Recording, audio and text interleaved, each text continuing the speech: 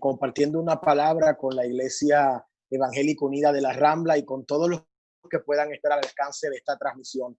Quiero compartir con ustedes en la noche de hoy una temática muy relevante ante todo este tiempo que nos ha tocado vivir en este año, un tiempo sumamente incierto, inestable. Y yo creo que esta palabra nos va a hablar, nos va a ministrar, nos va a dar herramientas para vivir una vida cristiana victoriosa ante todo esto que nos ha tocado vivir como pueblo. Quiero hablarles en el día de hoy, es una pregunta: ¿qué hacer en el peor día de nuestra vida? ¿Qué hacer en el peor día de nuestra vida?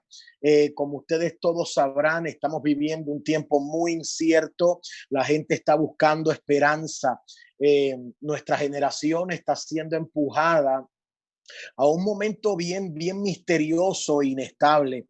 Mucha gente se siente como si literalmente estuviera enfrentando el peor día, la peor temporada, los peores meses o el peor año de su vida. Recientemente platicaba yo con una persona que me decía: Raúl, yo quisiera regresar al 2019 porque este año está tremendo, pero lamentablemente eso es imposible. Sin embargo, eh, como ya ustedes todos sabrán, ante todo lo que está ocurriendo, mucha gente está bajo presión, está ansiosa, mucha depresión en el ambiente, pero de igual manera esto lo está llevando a buscar oír una palabra profética, una palabra de parte de Dios que hable a su presente. Y eso es lo que me lleva a querer compartir con ustedes en la noche de hoy de el peor día en la vida de David. Sí, David, el que peleó con Goliat y que luego se constituyó como el segundo rey de la nación de Israel. David experimentó el peor día de su vida hace aproximadamente 3000 años atrás, específicamente en el año 1012 antes de Cristo. Y a mi entender, sin temor a equivocarme, yo creo que la experiencia de David hace miles de años atrás todavía puede ministrarnos en la noche de hoy. No sé ustedes, pero por lo menos a mí, después de estar predicando por tantos años, no cesa de impresionarme esta capacidad misteriosa que tiene la Biblia de ministrarnos todavía hoy a través de eventos que ocurrieron miles de años atrás. Y yo creo que la experiencia que David vivió hace miles de años atrás nos va a ministrar tremendamente en el día de hoy. Su experiencia puede darnos esperanza si hacemos lo que David hizo en el peor día de su vida. Permite el Señor que al finalizar esta transmisión, cada uno de ustedes pueda decir de igual manera como dijo David en el Salmo 42:11, y cito: ¿por qué te abates, oh alma mía? ¿Por qué te turbas dentro de mí? Espera en Dios, porque aún he de alabarle, salvación mía y Dios mío. Mis amados, en un solo día, en el mismo día, David lo perdió todo. Perdió su hogar, perdió su finanza y perdió su familia. Yo quiero que cada uno de ustedes entienda que tarde o temprano la vida nos va a poner a temblar. A veces, si algo yo he aprendido este año, es que a veces los peores temblores no son los que sentimos acá afuera, sino los temblores que se dan aquí y los que se dan aquí adentro. ¿Sabe qué? Eh, Tradicionalmente los cristianos evangélicos tenemos la tendencia de siempre decir: estamos en victoria. ¿Cómo estás? Estoy en victoria, aunque nos sintamos destruidos por dentro. Pero ¿sabes qué? La realidad es que no siempre nos sentimos que estamos en victoria. De hecho, el argumento de la Biblia no es que después que uno abraza al Señor, uno va a ser feliz para siempre. Eso es Hollywood. La verdad bíblica muchas veces es que después que abrazamos la fe, el infierno se desata en nuestra contra. Pero lo glorioso acerca de las crónicas de la Biblia es que la desilusión nunca es el fin de la historia. La estéril termina dando a luz, los esclavos son liberados, la tierra prometida es conquistada. El templo es construido y reconstruido, el Mesías aparece, el reino sí llega y los muertos son resucitados. Yo creo que la historia de David allá en la ciudad de Siclac es un modelo de fe para todos aquellos de ustedes que puedan sentir que están enfrentando los peores días, el peor año, los peores meses de su vida. La historia de la que quiero hablarles la pueden encontrar en el primer libro de Samuel, capítulo 30. Y en el capítulo 30 pueden encontrar todo lo que les voy a hablar en la noche de hoy. Como ya les mencioné hace unos minutos atrás, este evento ocurrió en el año 1012 antes de Cristo. David todavía no era el rey de Israel, tenía 29 años de edad. Dice la escritura ahí en el capítulo 30 o cuando leemos el capítulo anterior, David vivía en una ciudad llamada Siclac. Siclac era un lugar temporero, no a Belén, el lugar donde él había nacido, pero tampoco era la tierra prometida, el destino final. Era un lugar transitorio, lo equivalente a lo que sería para nosotros el planeta Tierra. Somos peregrinos y extranjeros. Esto no es nuestro final, este no es nuestro hogar. Estamos únicamente de pasada. Y David vivía en Siclac, allí él había dejado su familia y había salido con sus valientes, los famosos valientes de David, una tropa élite de guerreros profesionales directamente vinculada con él. Y él salió con sus valientes a apoyar un ejército amigo que estaba en una batalla. Sin embargo, cuando regresa de esa victoria, se encuentra con el peor día de su vida. Encuentra que una banda terrorista había penetrado la ciudad de Siclac y había incendiado las casas, se había llevado todas sus pertenencias y habían raptado a toda su familia. Todo en un mismo día. La ciudad saqueada, atacada, quemada. En un día David lo perdió todo. Yo sé que todos nosotros hemos tenido días difíciles, días malos en la vida, pero te pregunto, ¿alguna vez te has quedado en el mismo día en bancarrota, con tu casa destruida y tu familia secuestrada por terroristas? No lo creo. Todo el mismo día. La pregunta en esta noche es la siguiente: ¿qué hacemos cuando nos sentimos que estamos atravesando las peores semanas, los peores meses, el peor año o el peor día de nuestra vida? Es necesario que entendamos como cristianos bíblicos que tan cierto como el Señor nos ha prometido y nos ha declarado que somos reyes y sacerdotes para reinar en vida de acuerdo a la Escritura, también Dios en su soberana voluntad nos lleva a través de procesos de prueba y perfeccionamiento por medio de nuestras experiencias personales. Mis amados, es en el afrontar de las grandes pruebas de la vida y triunfar sobre ellas que aprendemos lo que verdaderamente significa vencer al mundo y ser más que vencedor. Yo no sé cuál es la definición que ustedes tienen de la palabra victoria, pero victoria no es estar libre de problemas. Por el contrario, la palabra victoria se define como el éxito en la lucha contra las dificultades y cómo vencemos al enemigo. Partiendo de esa premisa, en esta vida tendremos muchas oportunidades de victoria. Ahora bien, dicho todo esto, volvamos a David. ¿Qué hizo David cuando se enfrentó en el peor día de su vida? Su casa destruida, su ciudad saqueada y su familia llevada cautiva por un grupo de terroristas.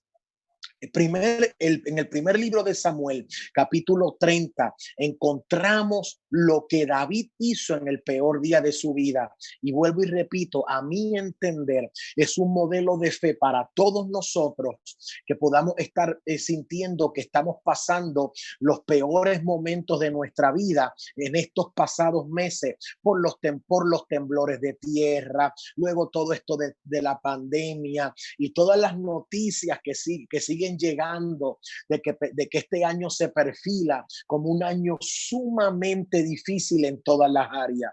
Ahora bien, eh, Tal vez cuando ustedes lean el capítulo 30, puede que si lo estudian van a encontrar muchas cosas que David hizo, pero yo al menos quiero mencionarles 6 en la noche de hoy.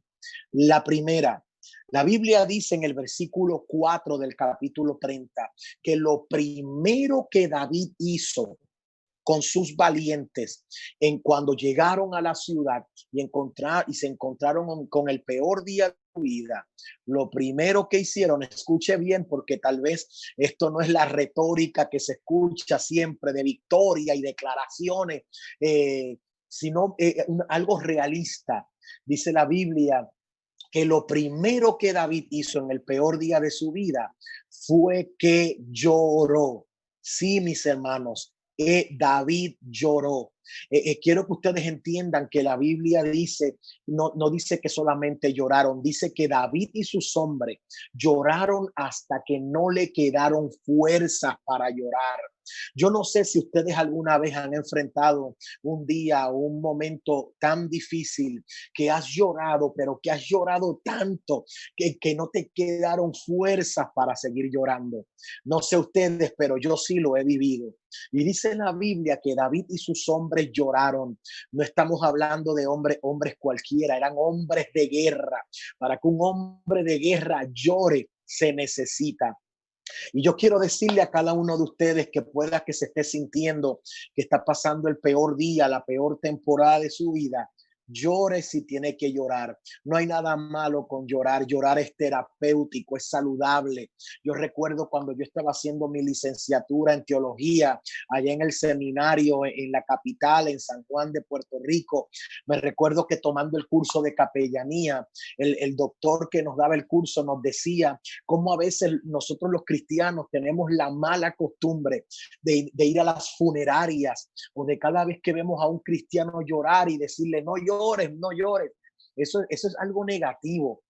No hay nada malo con llorar. Llorar es terapéutico, llorar es saludable. ¿Sabes qué? Si alguna vez has querido llorar o en estos meses te han dado ganas de llorar por la pérdida de un pariente, un ser querido, por perder el empleo, por toda la incertidumbre que estamos viviendo, te han dado ganas de llorar, ¿sabes qué? Estás en buena compañía, porque todos los grandes hombres de la Biblia en algún momento dado lloraron. Abraham lloró, Jacob lloró, José lloró, el profeta Jeremías se le llama el profeta llorón por lo mucho que lloraba, Isaías lloró, Pedro lloró, Pablo lloró, y aquí está la número uno de todas, Jesús lloró. Así que si Jesús lloró, que llore yo, que llore usted, no es nada. Llore si tiene que llorar. Pero eso me lleva al segundo punto. Lo que no te puedes permitir es amargarte.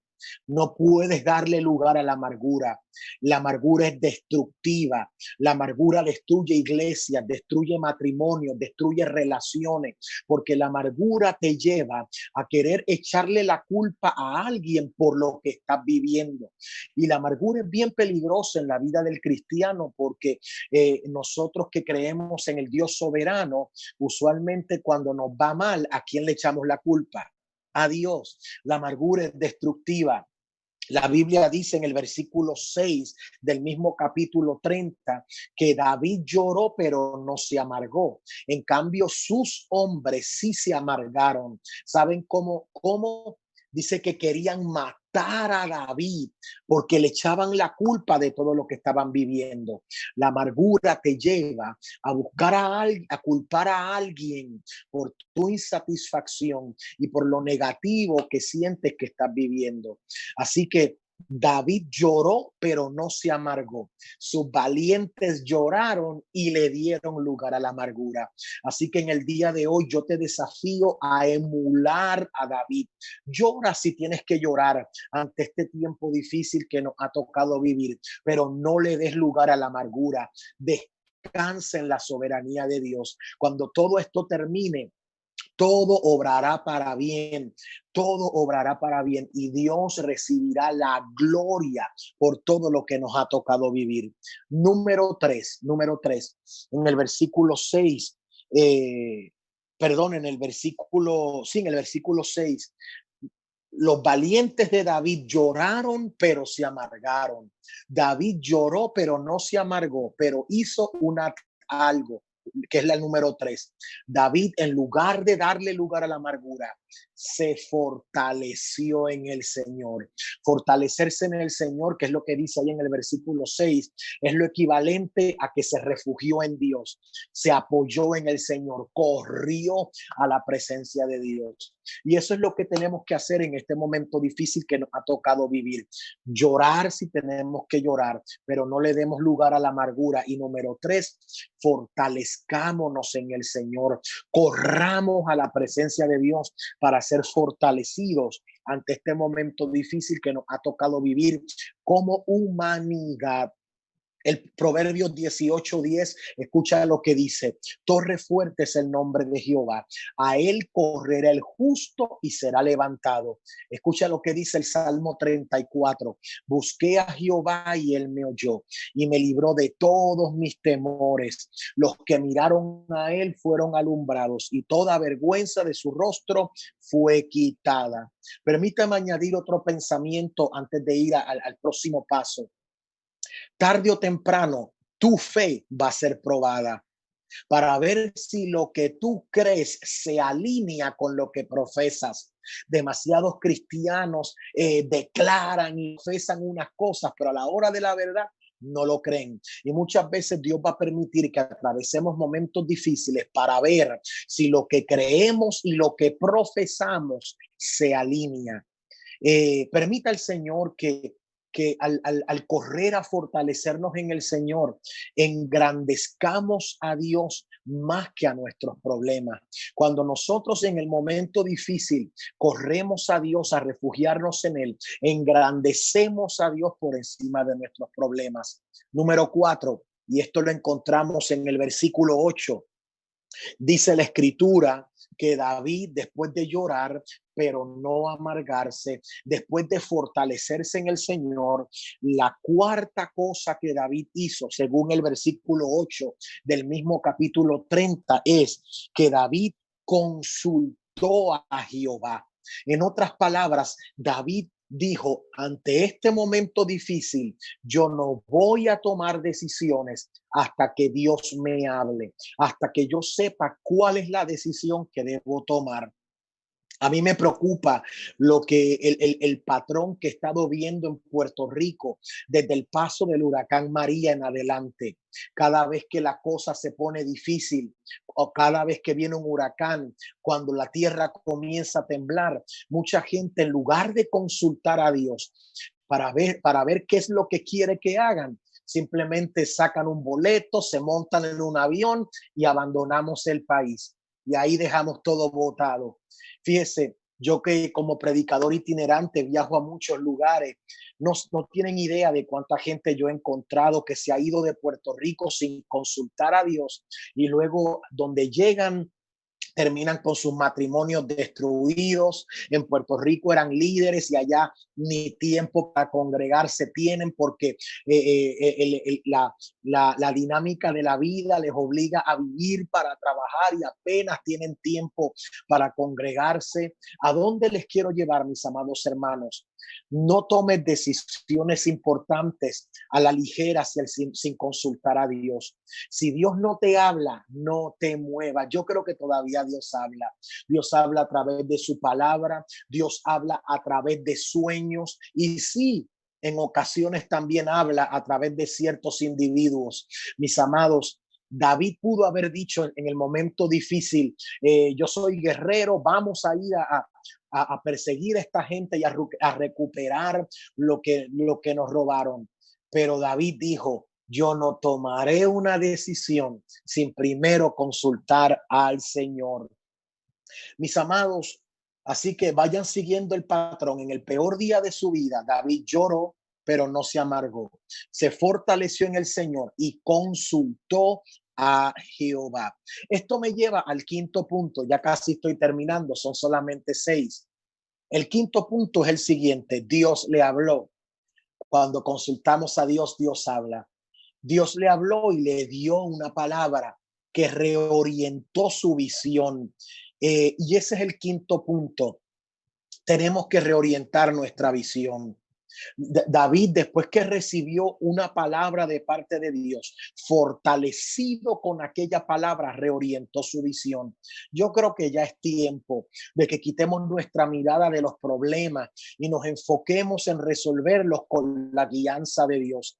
Yo quiero que cada uno de ustedes entienda que Dios desea que ustedes se recuperen, pero para eso debemos desarrollar una visión de victoria. Tenemos que quitar nuestra mirada de los problemas y poner nuestra mirada en lo que Dios nos está hablando, en la victoria que Él nos quiere entregar. Así que número 1, David lloró. Número 2, no se amargó. Número 3, se fortaleció en el Señor. Número 4, consultó a Jehová. Número 5, reorientó su visión. Y número 6, el último punto para concluir. La sexta cosa que David hizo, y lo encontramos en el versículo 17 del mismo capítulo 30, dice que David atacó al enemigo. Y si David atacó, quiere decir que recobró su pasión, porque se requiere pasión para actuar. Así que la sexta cosa que David hizo fue recobrar su pasión y atacar. Lo voy a volver a repetir por última vez. David recobró su pasión y atacó. De nada sirve, mis queridos hermanos, que después de escuchar esta palabra a través de esta transmisión, usted no haga nada con ella. Tenemos que levantarnos, tenemos que pelear, tenemos que pedirle al Señor que nos ayude a recobrar la pasión y que esa pasión nos lleve a levantarnos y a atacar. Santiago capítulo 2, versículo 20 y 26 dice que la fe sin obra es muerta.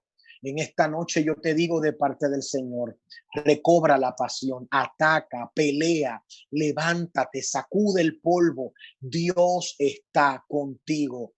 David se levantó y atacó después de llorar, pero no amargarse, después de reenfocar su visión, después de fortalecerse en el Señor, de consultar a Dios, de reenfocar su visión y de recobrar su pasión.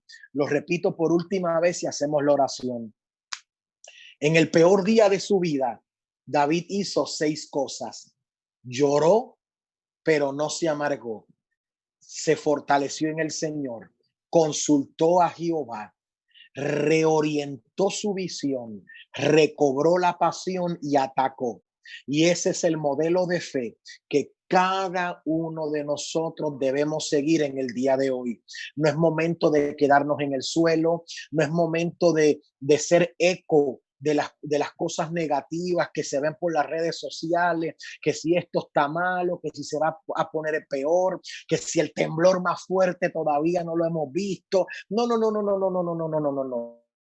Es tiempo de fortalecernos en el Señor, de consultar a Dios. Es tiempo de reorientar nuestra visión, de recobrar la pasión y de actuar para la gloria del Señor. Para terminar, y permítame hacer una oración por todos aquellos que han tenido a bien en ver esta transmisión. Vamos a orar creyendo que esta palabra ha sido buena semilla que ha caído en el buen terreno y fértil de cada uno de sus corazones, que esta palabra va a germinar y va a dar fruto al 100%. Así que oremos en la noche de hoy. Padre, en el nombre de Jesús, yo bendigo en el nombre de Jesús cada vida que ha tenido a bien en ver esta transmisión. Yo estoy creyendo en fe como siempre que esta palabra ha sido buena semilla que ha caído en el buen terreno y fértil de cada corazón. Esta palabra va a levantar, va a animar a muchos hermanos en el día de hoy. Ayúdanos, Señor. Hoy te pedimos que nos ayudes a recobrar la pasión, a fortalecernos en ti, a reorientar nuestra visión, Señor, a no darle lugar a la amargura, para la gloria y la honra de Cristo Jesús. Señor amado, fortalece al que está débil, sana al enfermo, ayuda, Señor, a todo aquel que esté pasando por un momento difícil. En el nombre poderoso de Jesús. Amén, amén, amén. Así que Dios le bendiga, Dios le guarde. Gracias por la oportunidad y adelante en la carrera. Bendiciones. Aquí estoy ante ti, en amor busco tu verdad. Sé que tu perfecto amor me atrae a este